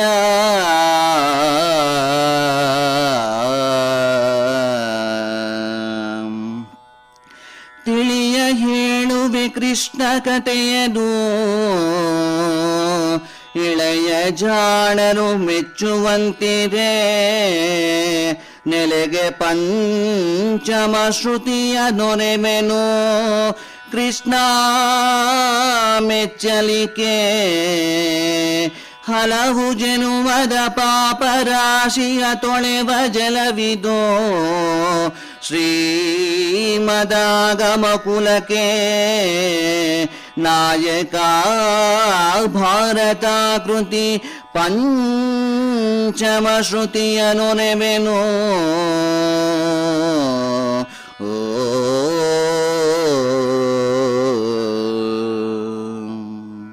ಕೇಳ್ತಾ ಇದ್ರೆ ನಮ್ಮನ್ನ ನಾವು ಮರ್ತು ಬಿಟ್ಟಿದ್ದೀವಿ. ಈಗ ಈ ಕ್ಷಣದಲ್ಲಿ ಬಹಳ ಒಂದು ಖುಷಿಯನ್ನು ಕೊಟ್ಟಿದ್ದೀರಿ ನಮ್ಮ ಶ್ರೋತೃಗಳಿಗೆ ಕಾವ್ಯ ವಾಚನದ ಮುಖಾಂತರ. ಹೇಗೆ ನೀವು ಅಭ್ಯಾಸ ಮಾಡ್ತೀರಿ? ನಾನು ಒಂದು ಪದ್ಯವನ್ನ ಯಾವ್ದಾರು ಒಂದು ಹಾಡಾಗಿರ್ಬೋದು, ಪದ್ಯ ಆಗಿರ್ಬೋದು, ಯಾವುದೇ ಗಮಕ ವಾಚನ ಆಗಿರ್ಬೋದು, ಅದನ್ನ ಕೇಳಿದಾಗ ಮತ್ತೆ ನಾನು ಮನನ ಮಾಡ್ತೀನಿ. ಈಗ ನಾನು ಏನೇ ಬೇರೆ ಕೆಲಸ ಮಾಡ್ತಾ ಇರ್ಬೋದು, ಈಗ ಒಂದು ಅಡುಗೆ ಮಾಡ್ತಿರ್ಬೋದು, ಇಲ್ಲ ಬೇರೆ ಏನೋ ಒಂದು ಕೆಲಸ ಮಾಡ್ತಾ ಇರ್ತೀನಿ ಅಂತ ಅನ್ಕೊಳ್ಳಿ. ಆವಾಗ ನಾನು ನನ್ನ ನನ್ನ ಮನಸ್ಸಿನಲ್ಲಿ ಹಾಡ್ಕೊಳ್ತಿರ್ತೀನಿ, ಬಾಯ್ ಬಿಟ್ಟು ಒಂದು ಸ್ವಲ್ಪ ಹಾಡ್ಕೊಳ್ತಾ ಇರ್ತೀನಿ. ಆಗ ಅದು ಚೆನ್ನಾಗಿ ಕೂರುತ್ತೆ ಮನಸ್ಸಿಗೆ, ಆ ರಾಗ ಭಾವ ಎಲ್ಲ ಚೆನ್ನಾಗಿ ಕೂರುತ್ತೆ. ಅವೆಲ್ಲವೂ ಆಸಕ್ತಿ ಇದ್ರೆ ಮಾತ್ರ. ಹೌದು, ನಿಜ. ಒಂದು ಸರಿ ಕೇಳಿದ್ರೆ ಅದು ನಮ್ ಕಲಿ ತನಕ ಅದು ಮನ್ಸಿಗೆ ಒಂಥರ ನಮ್ಗ ಜಿತ ಇರೋದಿಲ್ಲ, ಕಲಿಯಲೇಬೇಕು ಅನ್ನೋದು ಒಂದು ಬಿಡದ ಛಲ. ಹೌದು. ಹಾಗಾಗಿ ಆ ಹಾಡು ಅಷ್ಟು ಆಕರ್ಷಣೆಯಾಗಿ ನಮ್ಮನ್ನ ಒಂಥರ ಅಟ್ರಾಕ್ಟ್ ಮಾಡ್ಬಿಡುತ್ತೆ. ಹಾಗಾಗಿ ಅದನ್ನ ಕಲ್ತ್ಕೊಳ್ಳಿಕ್ಕೆ ಅವಕಾಶ ಆಗುತ್ತೆ ಕೆಲವೊಂದ್ ಸಮಯ. ಆಮೇಲೆ ಇನ್ನೊಂದೇನು ಅಂತ ಹೇಳಿದ್ರೆ, ನಾನು ಆಕಾಶವಾಣಿನ ಹೆಚ್ಚು ಪ್ರೀತಿಸೋದು ಅಂತ ಹೇಳಿದ್ರೆ, ಅದರಿಂದ ಕೆಲವೊಂದ್ಸರಿ ಮನೇಲಿ ಬಯಸ್ಕೊಂಡಿದ್ದಿದೆ. ಯಾವಾಗ್ಲೂ ರೇಡಿಯೋ ಕೇಳ್ತಾ ಇರ್ತೀಯ, ಮತ್ತೆ ಆಕಾಶವಾಣಿ ಅಂತ ಹೇಳಿದ್ರೆ ನಾನು ಹೊಸ ಹೊಸ ರೇಡಿಯೋ ಮಾಡೆಲ್ಗಳು ಬಂದಾಗೆ ಹೊಸ ಹೊಸದನ್ನ ತಗೊಳ್ತಾ ಇರ್ತೀನಿ. ಅದಕ್ಕೆಲ್ಲ ದುಡ್ಡನ್ನ ವ್ಯಯ ಮಾಡ್ತೀಯ ಅಂತ ಕೆಲವೊಂದ್ಸರಿ ಬಯಸ್ಕೊಂಡಿದ್ದಿದೆ. ಆದ್ರೆ ನಾನ್ ಹೇಳೋದು, ನಾನು ಯಾವುದೇ ದುರಭ್ಯಾಸಗಳಿಗೆ ನಾನು ಯಾವ್ದನ್ನು ವ್ಯಯ ಮಾಡ್ತಾ ಇಲ್ಲ. ನನ್ನ ಮನಸ್ಸಿನ ಖುಷಿಗೆ. ಮತ್ತೆ ಹಾಗಾಗಿ ನಾನು ಹೊಸ ಹೊಸ ಮಾಡಲ್ ಇಷ್ಟಪಟ್ಟಾಗ ಅಥವಾ ಹೊಸ ಬಂದಿದ್ದನ್ನ ಹೊಸ ತಗೊಳ್ತೀನಿ. ಈಗ ಕೆಲವ್ರಿಗೆ ಏನೇನೋ ಹವ್ಯಾಸಗಳಿರುತ್ತೆ, ಸಂಗ್ರಹ ಮಾಡೋದು, ಸಂಗೀತಕ್ಕೋಸ್ಕರ. ಹೌದು, ನನ್ಗೆ ತುಂಬಾ ಇಷ್ಟ. ಮತ್ತೆ ಏನಾದ್ರು ಕೆಲವ್ರಿಗೆ ಪ್ರೋಗ್ರಾಮ್ಗಳಲ್ಲಿ, ಕೆಲವ್ರಿಗೆ ಮದುವೆ ಇರ್ಬೋದು, ಮತ್ತೆ ಬೇರೆ ಬೇರೆ ಅಕೇಶನ್ ಗಳಲ್ಲಿ ಬೇರೆಯವರು ಏನೇನಾರೋ ಒಂದು ಉಡುಗೊರೆಗಳನ್ನು ಕೊಡ್ತಾರೆ. ನಾನು ರೇಡಿಯೋ FM ನ ಒಂದು ಪ್ರೆಸೆಂಟೇಶನ್ ಆಗಿ ಕೊಡಬೇಕು ಅಂತ ಆಸಕ್ತಿ, ಮತ್ತೆ ಕೊಟ್ಟಿದ್ದೀನಿ. ಕೆಲವರು ರೇಡಿಯೋನ ಕೇಳಲಿ ಅವರು ಅಂತನೋ ಕಾರಣಕ್ಕೆ ಅದನ್ನ ಉಡುಗೊರೆಯಾಗಿ ಕೊಡೋದು ಒಂದು ವಿಶೇಷತೆ ಅಂತ ನನಗೆ ಅನ್ಸುತ್ತೆ. ರೇಡಿಯೋನ ಎಷ್ಟು ಪ್ರೀತಿ ಮಾಡ್ತೀರಾ ಅನ್ನೋದು ನಾನು ಕೇಳ್ತೀನಿ. ರೇಡಿಯೋ ನೀವು ಕೇಳಿ ಅಂತ ಒಂದು ಉಡುಗೊರೆಯನ್ನು ಕೊಟ್ಟಿದ್ದಿದೆ ಅಂತ ನಿಜಕ್ಕೂ ಕೂಡ ಇದು ಖುಷಿ ಅನಿಸುತ್ತೆ. ನಾವೆಲ್ಲಾದರೂ ಸಮಾರಂಭಗಳಿಗೆ ಹೋದಾಗ ಹಣವನ್ನು ಕೊಡ್ತೀವಿ, ಅಥವಾ ಯಾವುದೋ ಒಂದು ಗಿಫ್ಟ್ ಶಾಪ್ಗೆ ಹೋಗಿ ಒಂದು ವಾಸ್ ಏನಾದರೂ ಒಂದು ಕೊಡ್ತೀವಿ, ಮಿರರು, ಮತ್ತು ಒಂದು ಇಷ್ಟವಾದಂತಹ ಒಂದು ವಿಗ್ರಹಗಳನ್ನು ನಾವು ಕೊಡ್ತೀವಿ. ಈಗ ನಿಮ್ಮ ಒಂದು ಉಡುಗೊರೆ ನಿಜವಾಗ್ಲೂ ಸ್ಮರಣೀಯ ಅಂತ ಹೇಳಬಹುದು. ಅಂದರೆ ಅವ್ರಿಗೆ ಆಸಕ್ತಿ ಬರಲಿ ಅಂತ ಕೂಡ ನಿಮ್ಮ ಉದ್ದೇಶ. ಹೌದು, ಮಕ್ಕಳಲ್ಲಿ. ಹೌದು, ಈಗ ಯಾವಾಗ್ಲೂ ಮಕ್ಕಳಿಗೆ ಮೊಬೈಲ್ ಅಡಿಕ್ಷನ್ ಅಂತದ್ದು ಇಂಥದಕ್ಕಿಂತನೂ ಆಕಾಶವಾಣಿನ ಸಮಯ ಆದಾಗ ನೀವು ಎಷ್ಟೋ ಜನ ಮಕ್ಕಳನ್ನ ದೊಡ್ಡ ದೊಡ್ಡ ಟಾಪರ್ಸ್ ರ್ಯಾಂಕ್ ತಗೊಂಡಿರೋನು ವಿಚಾರಿಸಿ, ಅವರು ಸಂಗೀತ ಸಾಹಿತ್ಯದಲ್ಲಿ ಯಾವ್ದಾರ ಒಂದು ಕಲೆಯಲ್ಲಿ ಅವ್ರು ತೊಡಗಿಸ್ಕೊಂಡಿರ್ತಾರೆ. ಹಾಗಾಗಿ ನಾವು ಚೆನ್ನಾಗಿ ನಂಬರ್ ತೆಗ್ಲಿಕ್ಕೆ ಅಂಕ ಗಳಿಸಲಿಕ್ಕೆ ಸಾಧ್ಯ ಆಯ್ತು ಅಂತ ಅವ್ರು ಹೇಳ್ಕೊಳ್ತಾರೆ. ಹಾಗಾಗಿ ಈ ಸಂಗೀತ ಸಾಹಿತ್ಯ ಅಂತವುಗಳು ಒಂದು ವಿದ್ಯಾಭ್ಯಾಸಕ್ಕೂ ಪ್ರೇರಣೆಯನ್ನ ಕೊಡ್ತವೆ, ಮತ್ತೆ ಬುದ್ಧಿವಂತಿಕೆ ಹೆಚ್ಚಾಗಿ ಆಗ್ಲಿಕ್ಕೆ ಅದು ಸಹಾಯವನ್ನು ಮಾಡ್ತದೆ ಅಂತ ಅಂದ್ಬಿಟ್ಟು ನಾನು ಹೇಳಕ್ಕೆ ಇಷ್ಟ. ಅದನ್ನೆಲ್ಲ ಗ್ರಹಿಸ್ತೀರಿ. ಹೌದು. ಆಮೇಲೆ ಆಕಾಶವಾಣಿ ಹಿರಿಮೆ ಅಂತ ಹೇಳಿದ್ರೆ ನನಗೆ ಮಾತಾಡ್ಲಿಕ್ಕೆ ಫಸ್ಟ್ ಆಕಾಶವಾಣಿಯಲ್ಲಿ ಬರುವಂತ ಪ್ರಚಲಿತ ವಿದ್ಯಮಾನಗಳು, ಬಹುಜನ ಹಿತಾಯ ಬಹುಜನ ಸುಖಾಯ ಆ ರೀತಿ, ಮತ್ತೆ ಸಾಮಾಜಿಕ ಕಳಕಳಿಯ ಒಂದು ನಿಮ್ಮ ಆಕಾಶವಾಣಿಯಲ್ಲಿ ಪ್ರಸಾರವಾಗುವಂತ ಹಿರಿಯರ ಬಗ್ಗೆ ಇರಬಹುದು, ಮತ್ತೆ ಈ ಕನ್ನಡದ ಬಗ್ಗೆ, ಸಾಹಿತ್ಯದ ಬಗ್ಗೆ, ಸಂಗೀತದ ಬಗ್ಗೆ ಒಂದು ಮಧ್ಯದಲ್ಲಿ 2 ನಿಮಿಷ ಹಾಕ್ತಿರಲ್ಲ ಜಿಂಗಲ್ಗಳು, ಅಂತವುಗಳದ್ದು ನನಗೆ ತುಂಬಾ ಹೆಚ್ಚು ಪ್ರೇರೇಪಣೆ ನೀಡುತ್ತಾರೆ. ಮತ್ತೆ ಈ ಸಂದರ್ಶನಗಳನ್ನು ನಾನು ಹೆಚ್ಚು ಕೇಳ್ತಾ ಇರ್ತೀನಿ ಆಕಾಶವಾಣಿಲಿ. ಹಾಗಾಗಿ ಅಲ್ಲಿ ನಂದು ಶಬ್ದ ಭಂಡಾರ, ಭಾಷಾ ಸಂಪತ್ತು ನಾನು ಹೆಚ್ಚಿಸ್ಕೊಳ್ಳಿಕ್ಕೆ ನನಗೆ ಮೊದಲು ಯಾವ ರೀತಿ ಕನ್ನಡದಲ್ಲಿ ನನಗೆ ಒಂದು ಹಿಡಿತ ಇರಲಿಲ್ಲ. ಆದ್ರೆ ಇತ್ತೀಚೆಗೆ ನನಗೆ ಕನ್ನಡದ ಮೇಲೆ ಒಂದು ಯಾವ ರೀತಿ, ಮತ್ತೆ ನಾನು ಕೆಲವೊಂದು ಮಕ್ಕಳಿಗೆಲ್ಲಾದುವೆ ಈ ಚರ್ಚಾ ಸ್ಪರ್ಧೆ, ಮತ್ತೆ ಬೇರೆ ಮಕ್ಕಳಿಗೆಲ್ಲಾದುವೆ ಈಗ ವಿಮರ್ಶೆಗಳನ್ನ ಮಾಡ್ಕೊಡೋದು, ಮತ್ತೆ ಫಸ್ಟ್ ಪೀಠಿಗೆಯನ್ನ ಹಾಕೊಡೋದು, ಉಪಸಂಹಾರವನ್ನ ಬರ್ಕೊಡೋದು, ಆ ರೀತಿ ಎಲ್ಲ ಮಾಡ್ತೀನಿ. ಹಾಗಾಗಿ ನನಗೆ ಕನ್ನಡ ಸಾಹಿತ್ಯ ಮೇಲೆ ಹೆಚ್ಚು ಆಸಕ್ತಿ ಬರಬೇಕು, ಸಂಗೀತದ ಮೇಲೆ ಹೆಚ್ಚು ಆಸಕ್ತಿ ಬರಬೇಕು ಅಂದ್ರೆ ಅದರ ಆಕಾಶವಾಣಿಯ ಪ್ರಭಾವ ಬಹಳಷ್ಟಿದೆ ಅಂತ ಅಂದ್ಬಿಟ್ಟು ಈ ಸಮಯದಲ್ಲಿ ನಾನು ಸ್ಮರಿಸ್ಕೊಳ್ಳಕ್ಕೆ ಇಷ್ಟಪಡ್ತೀನಿ.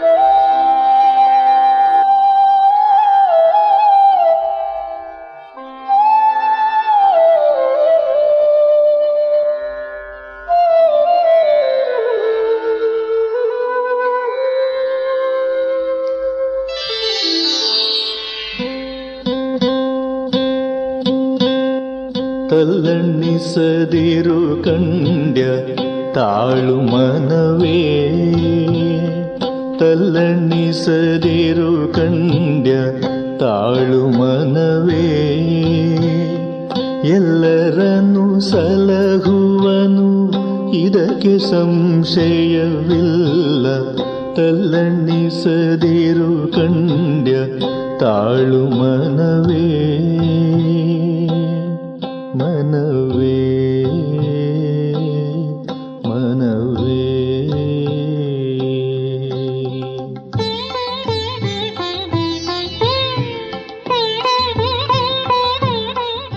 ಸುಮಾರು ಎಷ್ಟು ವರ್ಷಗಳಿಂದ ಕೇಳ್ತಾ ಇದ್ದೀರಾ ಅಂತ? ನಾನು ಆಕಾಶವಾಣಿನ ನನಗೆ ತಿಳುವಳಿಕೆ ಬಂದಾಗ್ಲಿಂದ ಒಂದು 7-8ನೇ ಕ್ಲಾಸ್ ಓದ್ತಾ ಇದ್ದೆ. ಅವಾಗ ನಮ್ಮನೆ ಎದುರುಗಡೆ ಮನೆ ಒಬ್ರು FM ಇಟ್ಕೊಂಡಿದ್ರು. ಅವಾಗ AM ಸ್ಟೇಷನ್ಗಳು ಅಷ್ಟೇ ಇತ್ತು. ನನಗೆ FM ಇಷ್ಟು ಕ್ಲಿಯರ್ ಆಗಿ ಬರುತ್ತೆ. ಯಾವ ವರ್ಷ ಅಂತ ಹೇಳ್ಬೋದಾ? 90ರ ದಶಕ, 90-92 ದಶಕ ಇರ್ಬೋದು. ಅವಾಗ ಅವರು FM ಸ್ಟೇಷನ್ ಹಾಸನ್ನು, ಮಡಿಕೇರಿ ಎಲ್ಲ ಚೆನ್ನಾಗಿ ಬರೋದು ಅವಾಗ ನಮ್ಮೂರಿಗೆ. ಮಡಿಕೇರಿ ಸ್ಟೇಷನ್ ಮೇಲ್ಕೋಟೆ ತನಕನೂ ಬರುತ್ತೆ, ಅಲ್ಲಿ ತನಕನೂ. ಹಾಗಾಗಿ ಅದು ಮೊದಲು ಮಡಿಕೇರಿ ಸ್ಟೇಷನ್ 5:30 ಅಷ್ಟೇ ಶುರುವಾಗೋದು, ಬೆಳಗ್ಗೆ ಬಿಟ್ರೆ 5:30 ಶುರುವಾಗ್ತಿತ್ತು. ಅವಾಗ ಚಿತ್ರಗೀತೆ ಬರೋದಲ್ಲ, ಆ ಚಿತ್ರಗೀತೆ 5:30 ಶುರು ಮಾಡಿದ್ರೆ ಏನೋ ಒಂಥರ ಖುಷಿ ಆಗೋದು. ಅವಾಗ ಚಿತ್ರಗೀತೆ ಕೇಳೋದೇ ಒಂದು ಖುಷಿ ಅವಾಗ ಅಲ್ಲ. ಹಾಗಾಗಿ ಅವಾಗ ಸ್ವಲ್ಪ ಸಮಯ ಮಾತ್ರ ಪ್ರಸಾರ ಆಗ್ತಿದ್ದು ಚಿತ್ರಗೀತೆಗಳು. ರೇಡಿಯೋನ ಕೇಳ್ತೀನಿ. ಹೌದು, ಖಂಡಿತ ಕೇಳ್ತೀನಿ. ನಾನು ಯಾವಾಗ್ಲೂ ಕೆಲಸ ಮಾಡ್ತಿರುವಾಗ ರೇಡಿಯೋ ಇದ್ದೇ ಇರ್ಬೇಕು ನನಗೆ. ಎಲ್ಲೇ ಕೆಲಸ ಮಾಡ್ತೀನಿ ರೇಡಿಯೋ ಅನ್ನೋದು ನೋಡಿ, ಅಷ್ಟು ಪ್ರೀತಿ ಅಭಿಮಾನ ರೇಡಿಯೋ ಮೇಲೆ. ನಮ್ಮ ಶ್ರೋತೃಗಳಿಗೂ ಕೂಡ ರೇಡಿಯೋ ಅಂತ ಅಂದ್ರೆ ಬಹಳ ಒಂದು ಅಭಿಮಾನ ಇರುತ್ತೆ ಅಂತ ನಾವು ಅರ್ಥ ಮಾಡ್ಕೊಳ್ತೀವಿ. ಹೌದು. ಮತ್ತೆ ನಿಮ್ಮ ಜೀವನದ ಮರೆಯಲಾರದ ಕ್ಷಣ ಯಾವುದಿದೆ, ಮತ್ತೆ ಮತ್ತೆ ಕಾಡುವಂತಹ? ಮತ್ತೆ ರೇಡಿಯೋ ಬಗ್ಗೆ ಇನ್ನೊಂದು ಅಭಿಪ್ರಾಯವನ್ನು ಹೇಳಕ್ಕೆ ಇಷ್ಟಪಡ್ತೀನಿ. ರೇಡಿಯೋದಲ್ಲಿ ಮೊದಲಿಗೆ ಒಂದು ನನ್ನ ಸಜೆಷನ್ ಆಯ್ತಾ, ನಾನು ಅವಾಗೆಲ್ಲ ಕೇಳುವಾಗ ಪತ್ರೋತ್ತರ, ಓಲೆಗಿರಿ ಎಲ್ಲ ಬರೋದು ಪತ್ರೋತ್ತರಗಳು. ಇವಾಗ ಆ ಕಾರ್ಯಕ್ರಮಗಳು ನಿಂತೋಗಿದೆ. ಅದು ನಂಗೆ ತುಂಬಾ ಬೇಸರ ತರಿಸುತ್ತೆ. ಏನಕ್ಕೆ ಅಂತ ಹೇಳಿದ್ರೆ, ಈಗ ಒಂದು ಪ್ಲಾಟ್ಫಾರ್ಮ್ ಇರುತ್ತೆ, ಒಂದು ಕೇಳುಗರಿಗೆ ನಮ್ಮ ಅಭಿಪ್ರಾಯವನ್ನ ಅದು ಸರಿನೋ ತಪ್ಪೋ ಹೇಳಿಕೆ ಒಂದು ಅವಕಾಶ ಇರುತ್ತೆ. ಇವಾಗೆಲ್ಲ ಏನಾಗಿದೆ, ವಾಟ್ಸಪ್ ಅಲ್ಲಿ ಮತ್ತೆ ಇಮೇಲ್ ಐಡಿಲಿ ಕಳಿಸಿ, ಇಮೇಲ್ ಮಾಡಿ, ಮೇಲ್ ಮಾಡಿ ಅಂತ ಹೇಳ್ತಾರೆ. ಎಷ್ಟೋ ಜನಗಳಿಗೆ ಪಾಪ ಗೊತ್ತಿರೋದಿಲ್ಲ. ಆಮೇಲೆ ಏನು ಅಂತ ಹೇಳಿದ್ರೆ, ನಮ್ಮ ಪತ್ರ ಓದ್ತಾರೆ ಅಂದ್ರೆ ಮೊದ್ಲು ನನ್ನ ಪತ್ರ ಎಲ್ಲ ಬರೀವಿ ಆಕಾಶವಾಣಿಗೆಲ್ಲ. ಅವಾಗ ನಮ್ಮ ಪತ್ರ ಓದ್ತಾರೆ ಅಂದ್ರೆ ಏನೋ ಒಂಥರ ಖುಷಿ ಇರ್ತಿತ್ತು. ಈ ಮೊಬೈಲ್, ವ್ಯಾಟ್ಸಪ್ ಇವೆಲ್ಲ ಬಂದ ನಂತರವೂ ಕೂಡ ನೀವು ಪತ್ರಾಧಾರಿತ ಕಾರ್ಯಕ್ರಮವನ್ನ ಇಷ್ಟಪಡ್ತೀನಿ. ಖಂಡಿತ ಪ್ರತಿ ಆಕಾಶವಾಣಿ ಸಹ ನಮ್ಮ ಕಾರ್ಯಕ್ರಮ ಮುಖ್ಯಸ್ಥರು ಈ ಕಾರ್ಯಕ್ರಮವನ್ನ ಕೇಳ್ತಾ ಇದ್ದಾರೆ. ಅವರು ಕೂಡ ಅದರ ಅತ್ತ ಗಮನ ಹರಿಸ್ತಾರೆ ಅಂತ ನಾವು ಹೇಳೋಣ. ಹೌದು, ಅದೊಂದು ನನ್ನ ಕೋರಿಕೆ. ಯಾಕೆಂದ್ರೆ ಎಲ್ಲರ ಶ್ರೋತೃಗಳ ಒಂದು ಪರವಾಗಿ ಪ್ರತಿನಿಧಿಯಾಗಿ ನಾನು ಕೇಳ್ಕೊಳ್ತೀನಿ, ಪತ್ರೋತ್ತರ ಕಾರ್ಯಕ್ರಮವನ್ನ ಅದೆಷ್ಟೇ ಪತ್ರಗಳು ಬರ್ಲಿ ಆಯ್ತಾ, ಒಂದು 10 ನಿಮಿಷನಾರು ನಡೆಸ್ಕೊಡ್ಬೇಕು ಅಂತ ಒಂದು ನಂದು ಮನವಿ. ಹಾಗಾಗಿ ಅದು ಒಂಥರ ಖುಷಿ ಕೊಡುತ್ತೆ ಮಕ್ಳಿಗೆ. ಯಾಕಂದ್ರೆ ಕಟ್ಟ ಕಡೆಯ ಶ್ರೋತೃಗಳು ಮುಖ್ಯ ಆಗ್ತಾರೆ ಆಕಾಶವಾಣಿಗೆ. ಹಾಗಾಗಿ ಬೇರೆ ಬೇರೆ ಆಕಾಶವಾಣಿಗಳಲ್ಲಿ ಕೆಲವೊಂದು ಆಕಾಶವಾಣಿ ಈಗಲೂ ಪ್ರಸಾರ ಆಗ್ತಿದೆ, ಅವರು ವಿಮರ್ಶೆ ಮಾಡಿ ಸಹ ಬರೀತಾರೆ. ಆದ್ರೆ ಕೆಲವೊಂದು ನಿಲಯಗಳಲ್ಲಿ ನಿಂತು ಹೋಗಿದೆ ಪತ್ರೋತ್ತರ. ಅದೇನಕ್ಕೆ ಅಂತ ನನಗೆ ಅರ್ಥ ಆಗ್ತಿಲ್ಲ. ನಮ್ಮ ಮಡಿಕೇರಿ ಆಕಾಶವಾಣಿಯಿಂದ ಪತ್ರೋತ್ತರ ಕಾರ್ಯಕ್ರಮವನ್ನ ಮತ್ತೆ ಆರಂಭ ಮಾಡಿ ಅಂತ ನೀವು. ಹೌದು, ನಾನು ಕಳಕಳಿಯಿಂದ ಕೇಳ್ಕೊಳ್ತಾ ಇದ್ದೀನಿ, ಪ್ರಾರ್ಥನೆ. ಖಂಡಿತ ನಮ್ಮ ಕಾರ್ಯಕ್ರಮ ಮುಖ್ಯಸ್ಥರು ಇದರತ್ತ ಗಮನ ಹರಿಸ್ತಾರೆ ಅಂತ ನಾವು ಹೇಳೋಣ. ಇನ್ನು ನಿಮ್ಮ ಜೀವನದ ಮರೆಯಲಾರದ ಕ್ಷಣ ಮತ್ತೆ ಮತ್ತೆ ಕಾಡುವಂತಹದ್ದು. ಈಗ ಸಂಗೀತವನ್ನು ಅಭ್ಯಾಸ ಮಾಡ್ತೀರಿ, ಅದರ ನಂತರ ಸ್ವಲ್ಪ ವಿರಾಮ ಇರುತ್ತೆ. ಆ ವಿರಾಮದ ನಡುವೆ ನಿಮ್ಮನ್ನು ಕಾಡುವಂತಹ ಯಾವುದಾದ್ರೂ ಒಂದು ಸಂಗತಿಯನ್ನು ಹಂಚ್ಕೊಳ್ಬಹುದಾ? ಪ್ರತಿಯೊಬ್ಬರ ಜೀವನದಲ್ಲೂ ಒಂದೊಂದು, ನೀವು ಹೇಳಿದ್ರಿ ತಿರುವುಗಳಿರುತ್ತೆ ಅಂತ, ಹೇಳಬಹುದಾದಂತಹ ವ್ಯಕ್ತಪಡಿಸಬಹುದಾದಂತಹ ಭಾವನೆ ಇದ್ದರೆ ನಮ್ಮ ಶ್ರೋತೃಗಳ ಜೊತೆ ನೀವು ಹಂಚ್ಕೊಳ್ಬಹುದು. ಮೊದಲಿಂದನೂ ಸಂಗೀತವನ್ನ ವೃತ್ತಿಯಾಗಿ ತಗೊಳ್ಬೇಕು ಅಂತ ಆಸೆ ಇತ್ತು. ಕೆಲವೊಂದು ಅನಿವಾರ್ಯ ಆಕಸ್ಮಿಕ ತಿರುವುಗಳಿಂದ ಅದನ್ನ ತಗೊಳ್ಳಿಕ್ಕಾಗಲಿಲ್ಲ. ಕೊನೆ ಪಕ್ಷ ಒಂದು ಶಿಕ್ಷಕ ವೃತ್ತಿನಾರ ಮಾಡಬೇಕು ಅನ್ನೋದು ಆಸೆ ಇತ್ತು. ಆದರೆ ಅದು ಕೆಲವೊಂದು ಸರಿ ಸಾಧ್ಯ ಆಗಲಿಲ್ಲ. ಅದೊಂದು ನನಗೆ ಅದೊಂದು ಕೊನೆ ತನಕ ಕಾಡುತ್ತೆ. ಮತ್ತೆ ನನ್ನ ಜೀವನದ ಕೊನೆ ಗಳಿಗೆ ಇರೋವರೆಗೂ ನಾನು ಆಕಾಶವಾಣಿನ ಕೇಳ್ತಲೇ ಇರಬೇಕು ಅನ್ನೋದು ನನ್ನ ನಿರಂತರವಾದ ಆಸೆ.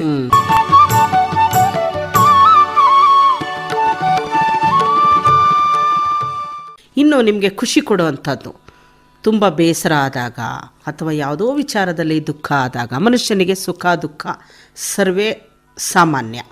ಈ ಸಂದರ್ಭಗಳಲ್ಲಿ ಆ ನೋವನ್ನು ಮರೆಸುವಂತಹ ಒಂದು ಔಷಧ ಅಂದರೆ ಸಂಗೀತ ನಿಮ್ಮ ವಿಚಾರದಲ್ಲಿ.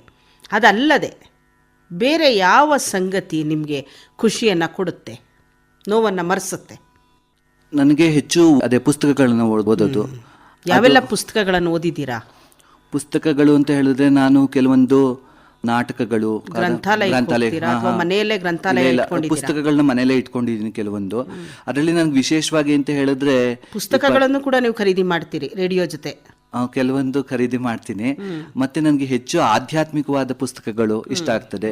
ಮತ್ತೆ ಈ ಕೆಲವೊಂದು ಮುಖ್ಯವಾಗಿ ಹೇಳಬೇಕು ಅಂದ್ರೆ ನನಗೆ ನಾಟಕಗಳು ಇಷ್ಟ ಆಗ್ತದೆ. ಅದರಲ್ಲೂ ರೇಡಿಯೋಲಿ ಬರುವಂತ ನಾಟಕಗಳು ನನಗೆ ಕಲ್ಪನಾ ಶಕ್ತಿಯನ್ನು ಹೆಚ್ಚು ನನಗೆ ಗರಿಗೆದರಿಸುತ್ತೆ. ಅಂದ್ರೆ ಈಗ ನಾವು ಅಂದ್ರೆ ವಿಷನ್ ನೋಡೋದಕ್ಕೂ ನಾವು ಕೇಳೋದಕ್ಕೂ ಬಹಳ ವ್ಯತ್ಯಾಸ ಇದೆ. ಈಗ ನಾವು ಕಲ್ಪನೆ, ಅದಕ್ಕೆ ಮಿತಿನೇ ಇಲ್ಲ. ಕಲ್ಪನೆ ನಾವು ಹೇಗೆ ಬೇಕಾದ್ರೂ ಕಲ್ಪನೆ ಮಾಡ್ಬೋದು. ಈ ನಾಟಕಗಳು ಅನ್ನೋದು, ರೇಡಿಯೋ ನಾಟಕಗಳು, ಒಂದು ನಾಟಕ ಪ್ರಸಾರ ಆಗಿತ್ತು ವಾಣಿಯ ತಳಮಳ ಅಂತ ಅಂದ್ಬಿಟ್ಟು. ಅದು ತುಂಬಾ ಇಷ್ಟ ಆಯ್ತು ನನಗೆ.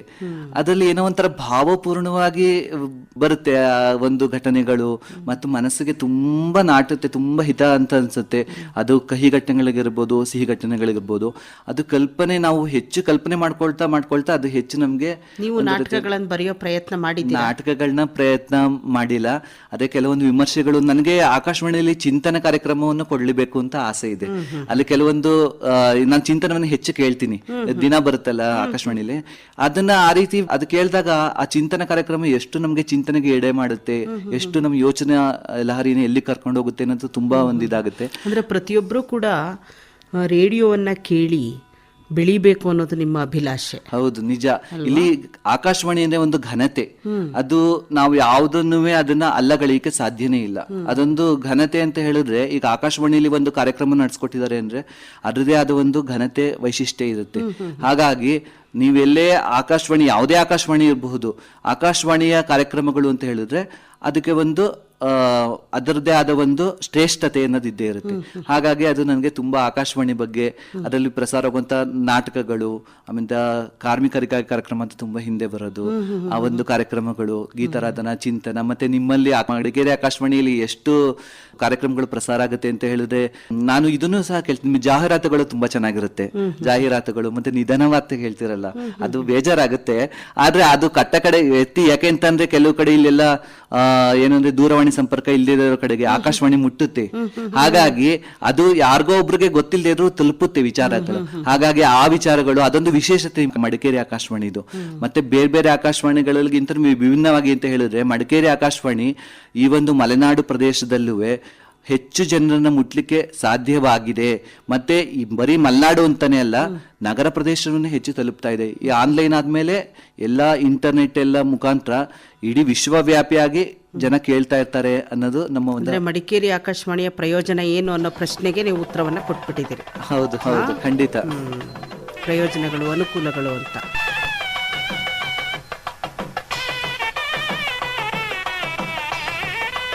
ಇನ್ನು ನಮ್ಮ ಕಾರ್ಯಕ್ರಮದ ಕಡೆಯ ಒಂದು ಸಂಗತಿ ಅಂತ ಹೇಳಿದ್ರೆ, ಜೀವನ ಅಂದರೆ ಏನು, ನಿಮ್ಮ ನಡೆದು ಬಂದ ಹಾದಿಯಲ್ಲಿ ತಿಳ್ಕೊಂಡಿರ್ತಕ್ಕಂಥದ್ದು ಪ್ರತಿಯೊಬ್ಬರಿಗೂ ಜೀವನ ಇರುತ್ತೆ, ಒಂದು ಪಕ್ಷಿಗೂ ಕೂಡ ಜೀವನ ಅನ್ನೋದಿರುತ್ತೆ, ಒಂದು ಸಣ್ಣ ಹುಳುವಿಗೂ ಕೂಡ ಜೀವನ ಅನ್ನೋದಿರುತ್ತೆ.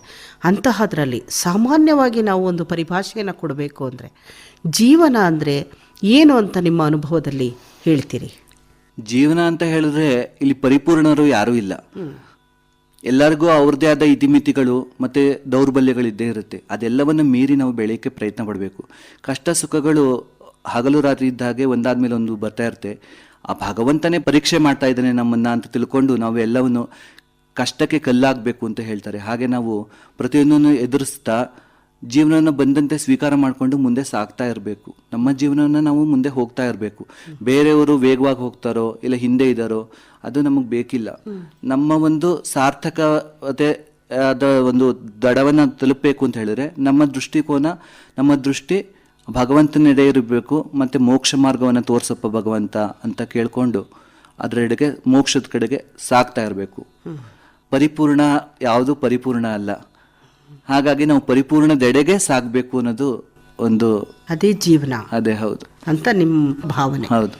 ಈಗ ಇದು ಕಡೆಯದಾಯ್ತು. ಹೌದು, ಕೆಲವೊಂದ್ಸರಿ ನಾನು ಎಲ್ಲವನ್ನು ಹಂಚ್ಕೊಳ್ತೀನಿ, ಶೇರ್ ಮಾಡ್ಕೊಳ್ತೀನಿ ಅಭಿಪ್ರಾಯಗಳನ್ನ.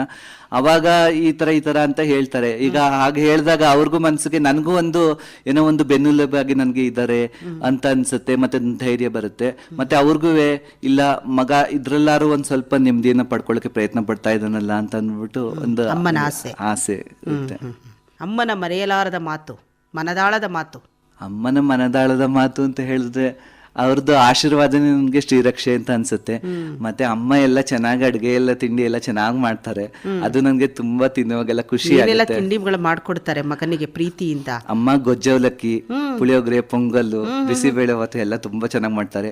ಮತ್ತೆ ನಮ್ ತಂದೆ ಅವರು, ನಮ್ದು ಫಸ್ಟ್ ಹೋಟೆಲ್ ಇತ್ತು ಊರಲ್ಲಿ. ಅವಾಗ ಇದು ಮದ್ದೂರೋಡೆ. ತಂದೆ ಹೆಸರೇನು? ತಂದೆ ಹೆಸರು ಗೋಪಾಲಕೃಷ್ಣ ಅಂತ ಅಂದ್ಬಿಟ್ಟು. ಅವರು ಏನು ವೃತ್ತಿಯನ್ನ ಮಾಡ್ತಾ ಇದ್ರು? ಅವರು ಫಸ್ಟ್ ಹೋಟೆಲ್ ಇತ್ತು. ಕೆಲವೊಂದು ಅನಾರೋಗ್ಯ ಸಮಸ್ಯೆಯಿಂದ ಬಿಟ್ಟರು ಸುಮಾರು ವರ್ಷ ಕೆಲಸ ಮಾಡಿ. ಈಗ ಮನೇಲೇ ಇದ್ದಾರೆ. ಆದ್ರೆ ಇಲ್ಲಿಗೂ ಎಲ್ಲ ಬರ್ತಾರಲ್ಲ, ಅವಾಗ ಒಂದೊಂದ್ ಸಮಯ ಬಂದಾಗ ಅವರೇ ನಿನ್ಗೆ ಏನಿಷ್ಟ ಹೇಳು ಮಾಡ್ಕೊಡ್ತೀನಿ ಅಂತೆಲ್ಲ ಹೇಳ್ಬಿಟ್ಟು ನಮ್ಮಮ್ಮ ಚಟ್ನಿ ಪುಡಿ ಮತ್ತೆ ಉಪ್ಪಿನಕಾಯಿ ಮತ್ತೆ ಹುಳಿ ಅನ್ನೋದು ಗೊಜ್ಜು ಎಲ್ಲವನ್ನೂ ಮಾಡಿಟ್ಕೊಡ್ತಾರೆ. ಮೆಣಸಿನ ಪುಡಿ, ಹುಳಿ ಪುಡಿ ಎಲ್ಲವನ್ನು ತಂದು ಕೊಡ್ತಾರೆ. ಅಮ್ಮ ಮಾಡಿದ್ದು ನಂಗೆ ತುಂಬಾ ಇಷ್ಟ ಆಗುತ್ತೆ.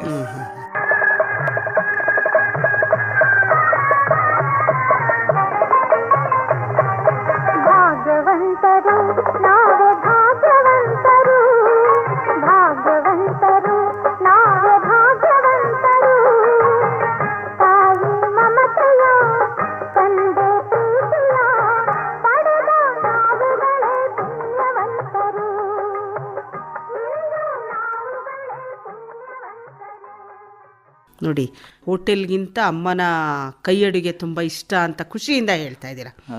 ಈ ಖುಷಿ ಸದಾ ಹೀಗೆ ಇರಲಿ. ಶ್ರೋತೃಗಳ ಪರವಾಗಿ ನಿಮಗೆ ನಿಮ್ಮ ಕನಸು ನನಸಾಗಲಿ. ಮತ್ತು ನಿಮ್ಮ ಏನೆಲ್ಲ ಉದ್ದೇಶಗಳು, ಗುರಿಗಳನ್ನು ಇಟ್ಕೊಂಡಿದ್ದೀರಿ, ಬಹಳ ಒಂದು ಅಚ್ಚುಕಟ್ಟಾದಂತಹ ಶಿಸ್ತುಬದ್ಧವಾದಂತಹ ಒಂದು ಯೋಜನೆ. ಒಂದು ಮಕ್ಕಳಿಗೆ ಒಂದು ಶಿಶುಗೀತೆಯನ್ನು ಹೇಳುವಂಥದ್ದು, ಒಂದು ಪದ್ಯವನ್ನು ಹೇಳ್ಕೊಡುವಂಥದ್ದಾಗಿರಬಹುದು. ಮತ್ತು ಸಾಹಿತ್ಯ ಮತ್ತು ಸಂಗೀತ ಸಮ್ಮೇಳನಗಳಿಗೆ ನೀವು ಭಾಗಿಯಾಗಿ ಅಲ್ಲಿ ಏನೋ ಒಂದು ಕಲಿಯುವಂತಹ ನಿರಂತರ ಕಾಯಕ ಇಟ್ಕೊಂಡಿದ್ದೀರಲ್ಲ, ಇದು ಅಪರೂಪ ಅಂತ ಹೇಳ್ಬೋದು. ನಮ್ಮ ವ್ಯಕ್ತಿ ವಿಶೇಷಕ್ಕೆ ಆಗಮಿಸಿ ನಿಮ್ಮೆಲ್ಲ ವಿಚಾರಗಳನ್ನು ನಮ್ಮ ಶ್ರೋತೃಗಳ ಜೊತೆ ಹಂಚಿಕೊಂಡಿದ್ದೀರಿ.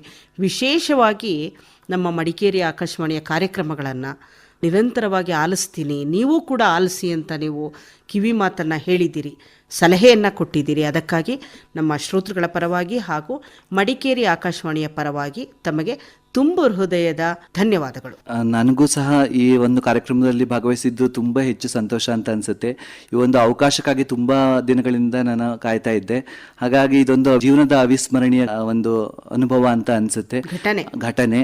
ಅವಕಾಶ ಮಾಡಿಕೊಟ್ಟಿದ್ದಕ್ಕೆ ಎಲ್ಲ ಸಿಬ್ಬಂದಿ ವರ್ಗದವರಿಗೂ ನಿಮಗೂ ಅಭಿನಂದನೆಗಳನ್ನು ಸಲ್ಲಿಸ್ತಾ ನಮಸ್ಕಾರಗಳಂತೆ.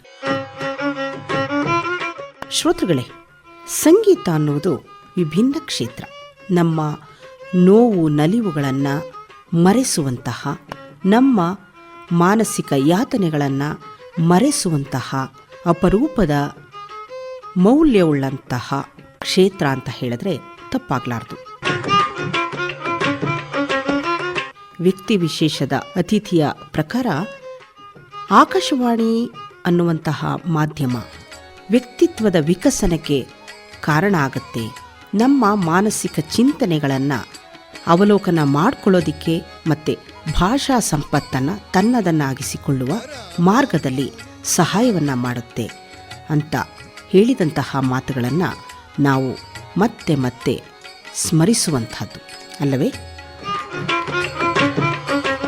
ಇಷ್ಟು ಹೇಳ್ತಾ ಇವತ್ತಿನ ವ್ಯಕ್ತಿ ವಿಶೇಷ ಕಾರ್ಯಕ್ರಮವನ್ನು ಮುಕ್ತಾಯ ಮಾಡ್ತಾ ಇದ್ವಿ. ಇನ್ನು ನಿಮ್ಮ ಭೇಟಿ ಮುಂದಿನ ಕಾರ್ಯಕ್ರಮದಲ್ಲಿ. ಶುಭ ಸಂಜೆ. ಇದುವರೆಗೆ ವ್ಯಕ್ತಿ ವಿಶೇಷ ವಿವಿಧ ಕ್ಷೇತ್ರಗಳಲ್ಲಿ ಸಾಧನೆ ಮಾಡಿರುವ ವ್ಯಕ್ತಿಗಳನ್ನು ಪರಿಚಯಿಸುವ ಕಾರ್ಯಕ್ರಮ ಪ್ರಸಾರವಾಯಿತು.